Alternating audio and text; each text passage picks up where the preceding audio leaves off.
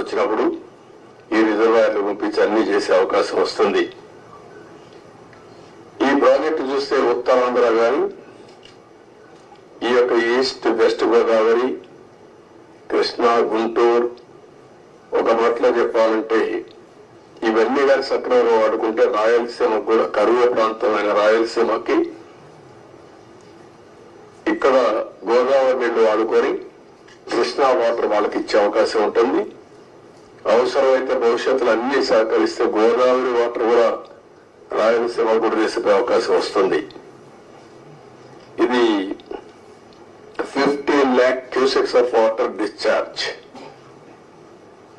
Highest ఇది spill వే మీద. 3 గ్యార్జెస్ ఉంది చైనాలో, దానికంటే ఎక్కువ. అది ప్రపంచంలో ఒక పెద్ద సక్సెస్ స్టోరీ. అక్కడ కూడా ఇదే రివర్ మార్చారు, అతిపెద్ద ప్రాజెక్ట్ పెట్టారు, మనం మాట్లాడుకుంటాం. దానికంటే ఎక్కువ వాటర్ ఈ స్పిల్ వే మీద డిశ్చార్జ్ అవుతుంది. గేట్స్ కూడా చూస్తే 48 number, 16 into 21 meters size, 320 metric tons weight కూడా. ఇవి కూడా ఒక పెద్ద ఛాలెంజ్ కింద బిగ్గెస్ట్ గేట్స్ డిజైన్ చేసి మనం ముందుకు పోయాం.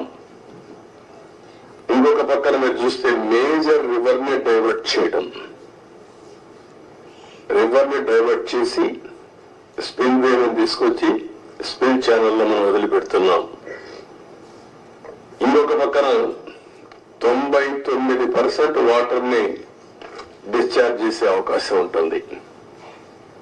ఇలాంటి ప్రాజెక్ట్ అయితే 2014-19కి 72% మనం పూర్తి చేశాం. అయితే నేను డీటెయిల్స్ ఈరోజు పోవడం లేదు, మెరిట్స్ మళ్ళీ మాట్లాడతాను. కానీ బాధ అంతా ఏంటంటే ఆ డేట్స్ కూడా మీకు మళ్ళీ ఇస్తాను నేను, మీరు కూడా స్టడీ చేయాలి. ఈ రాష్ట్రంలో ప్రతి ఒక్కరు కూడా అర్థం చేసుకోవాల్సిన అవసరం ఉంది.